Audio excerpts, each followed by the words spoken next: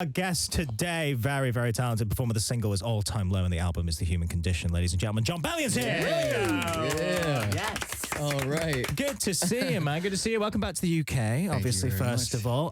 Exciting time for you, man. Yeah. It's all kind of blowing up and kicking off a little bit. Yeah. It's where it's well. How are you finding it? You a little bit tired? A little bit. A little bit, But it's nothing. I mean, it's good problem. It's good, it's good to be tired. If you're not tired, there's something wrong. So. You're working hard, is what we like to hear, man. It's good. Well, yeah, like we say, the single is All Time Low. Obviously, you've added a little Stormzy guest on there now, which is very, very cool. Were you a fan of his before? Did you know each other at all or anything? No, he, one day he ended up, I guess, like kind of going on a little Twitter rant about my music. I wasn't familiar with who he was, but a lot of people were like, collab. Oh my gosh. And I was like, wait, what's going on? Who is this guy? I got sucked into a vortex from his videos for like 3 hours. I'm like, this guy's amazing.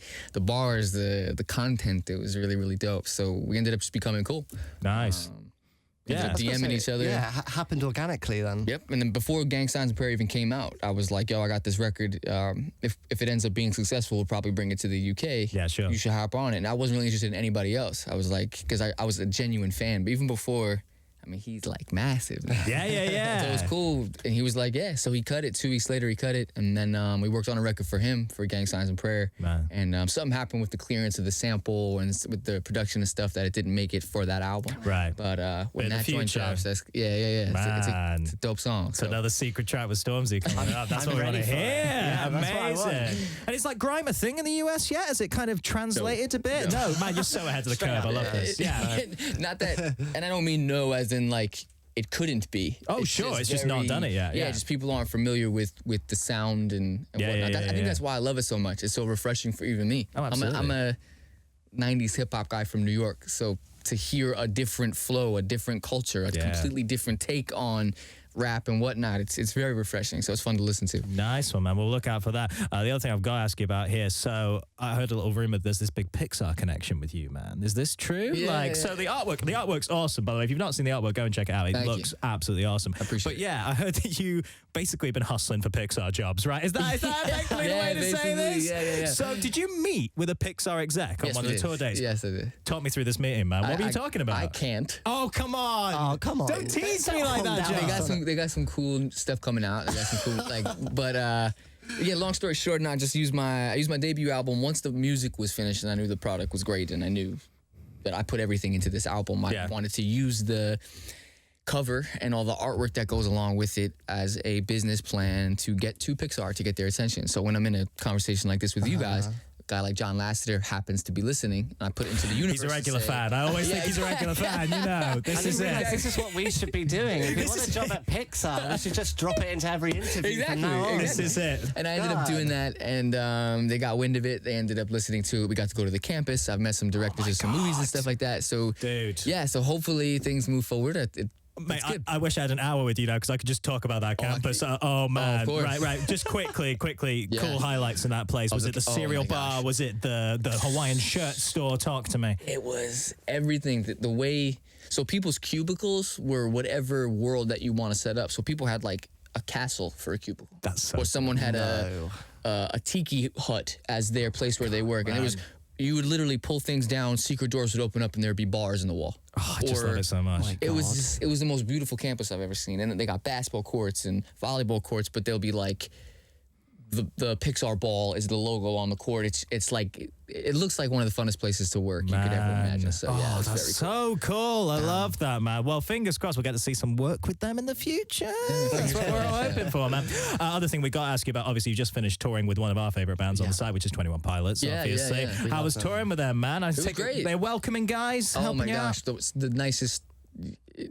When you get, I've said this so many times, but when you get to that level, you're not expected to necessarily be welcoming or kind or humble or whatever. Everybody in their crew was amazing. They let us do us. They let us do what we wanted on stage, and it was a great experience opening. And their fans are super welcoming and were super cool. So well, that's what I was going to say as well. Like the fans are so dedicated in the Skeleton Clique. You know, if you found that there's some of that following's kind of come across for you already. That's amazing. That's I mean, they sold out across the country. It was like they're doing 18 to 22,000 a night, back to back, all over the country in the US. So it was a great experience. So when you win your Grammy, then are you going to collect it in your pants as well? Just like keep it up, Tyler and Josh's trend. This is what we want. Yeah, I think my pants might stay on. I wouldn't have a cool enough story to. Yeah, to be fair, they did have to justify it a lot, didn't they? That's fair. But you did like the covers and stuff in the covers medley. You hopped on stage with them a couple of times. Is that right? Yeah. So any kind of highlights from that? What was your favorite cover to jump up with them? A lot of those songs, because those are songs that he grew up listening to that impacted him greatly. And you know, when you're 12, 11 years old, you're not listening to the coolest underground indie stuff. So it was fun to play Tub Thumping and joints like that, like for 18,000 people. That's like something you do in your shower. Like you'll rap No Diggity, like Dre's verse and No Diggity, which is what I did on stage. And that's something you do when you're 15. Like one day, imagine with the bar of soap, you're like, I'm on stage for 18,000 rapping like a classic rap verse. So it was a lot of fun. Oh man, that's so cool to hear. Yeah. And also the other thing, I've seen this flying around Reddit. Now you can dispel this rumor if you want. We'll see what happens. There was rumors going around that you were spotted in the studio with Tyler and Josh working on something. Tell me if it's true or not, Jon. Come on. I can't say panic in his eyes. You can't say anything. I feel like if it was a no, you could say no. I learned my lesson, man. When we got asked to go on tour with them, I said it. I mean, I didn't even directly say it. It was like I mentioned it in passing in some like tiny little interview that day. Like I said it to one of my homies. And I was like, oh, by the way, they hit me, something like that. Within Sorry, what was the end of that sentence, by the way? They what? They what? What was the sentence? 3 hours. Oh, like, man. The internet was like, he's going on tour with them. Oh, my God. I'm surprised it took them 3 hours, to be honest. It's true, to be fair. The clique are hardcore, man. Yeah, no, I can't. I think it's safe to say that we would work on something. We both have major respect for each other and our crafts and what we do. So at some point, I'm sure something would happen. And has there been any more solid talks than that? You've been hanging in any studio environments, Jon? With them? Yeah. Nah. Okay. All right. Okay. People must have been seeing things. Just really. Their eyes must have deceived them. Seeing what they want to see. Let's see. They've been super busy. Even when we go on tour, of course. he had a studio in his bus when we were on tour and stuff, so we had access to it the whole time. But they got a lot going on. I think when they get more of in a creative process, and that's that season to go back and start creating for the next album. See what happens. Well, fingers crossed. We'll look out for that. Fingers crossed, man. All right, we want to play a little game with you, Jon, if that's all right. So this is a game we like to call the Pop Buzz Confession Booth. Don't look worried. It's going to be all right. So basically what we do is we have a series of slightly embarrassing questions, and we want you to be as honest as possible, all right, as we enter in the Pop Buzz Confession Booth. And like a typical confession booth, we have our reverend there. It is, of course, Reverend Woody over here. Hello. Hello, Father Woody. Such reverence. Of course. Father Woody takes his role very, very seriously in the Pop Buzz studio. All right, I'll pass you on over to Father Woody then if you want to proceed with the first question. On you go. What was your first email address? Crossing You Up 101. Because I thought I had the ill basketball game when I was like 12. That's a good one. I actually kind of like that. You can pull it off. That's true. All right. What is the most embarrassing thing in your web browser history? My web browser history. Oh man, I've been looking at a ton of like interior design things. Oh like, really? I actually just like purchased a house. So, amazing. Yeah, busted up to do that. So yeah, it probably is like gold sink fixture. Ooh. Like Martha Stewart style. Like how do we with the gold sink fixture? Very nice choice, Jon. I was looking at curtains online, like I like flashy now. Literally, like I like that autumn tint of that situation. You try to stay manly through it, but it's not possible. This is the world of hip hop in 2017. It's all about that tiling. You gotta check the bathroom tiling, man. This is it. It's important stuff. Exactly. Okay, what's the biggest lie you've ever told? Biggest lie I've ever told. When I was in, I want to say it was either second or third grade. I used to go to a private school, and there was a bus, and the bus was like a shorter bus. It was like a tiny bus, so everybody really knew each other on the bus with the bus driver and whatnot. I don't know how old I was. Maybe it was first grade. Could have been kindergarten. But on my way to school, I remember someone's mom was pregnant, and I got dumb jealous and just lied and said my mom was too. And I rocked out, and she ended up sending a card to my mother. Oh, no! And my mom was like, "What are you?"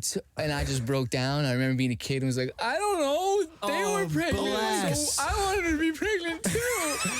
So that's probably the worst. That's quite a it's sweet. I mean, it's mad, but it's kind of sweet. You know, It's terrible. you wanted a little sibling. There's something sweet there, really. Like, you're gonna get found out. Do you know what I mean? Like, it's not like you're gonna. And I remember her Mum, you being need like, to come- "Congratulations, that's amazing." I'm like, "Thanks." Do you remember what was on the card? Have my thunder. Maybe that's why I'm like an artist, I guess. Maybe I need like the attention of that That's level. it. Like, Do you remember what was on the card? Like a stork or oh something no, like that? it was a beautiful script written like best wishes for your future child, and then my mom was like, "She's not well," and I just like, it was me. It was me. Bless. So your mum found out in the end, I'm guessing. Oh yeah, and I had to go on the bus the next day, and I was like, "My mom's not pregnant."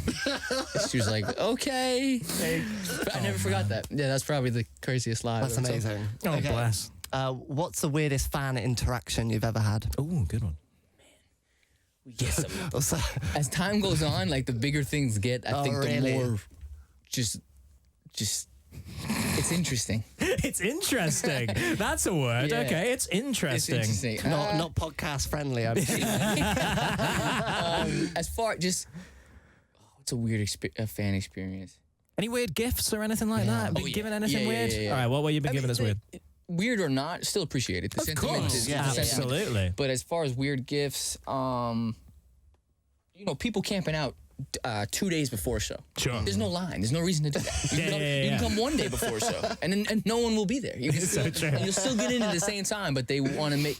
Let's drink hot cocoa for 2 days in a tent on a brick sidewalk. Like, Yeah. screw it. Yeah. I think they just miss camping. Do you know what I mean? It's just Maybe. like any old excuse. That isn't could be it? it. I think that's the most shocking thing is we pull up in the bus and security will be like, they've been here for 2 days. Yeah. Especially when they've got seating tickets. It's like you're all going to the same place. Do you know what I mean? You ain't making it to the barrier. You're still in row B, seat 28, no matter how long you stand out in front, man. Exactly. Oh, well. All right, last question. What's your biggest pet peeve? What's the thing that you really, really can't stand?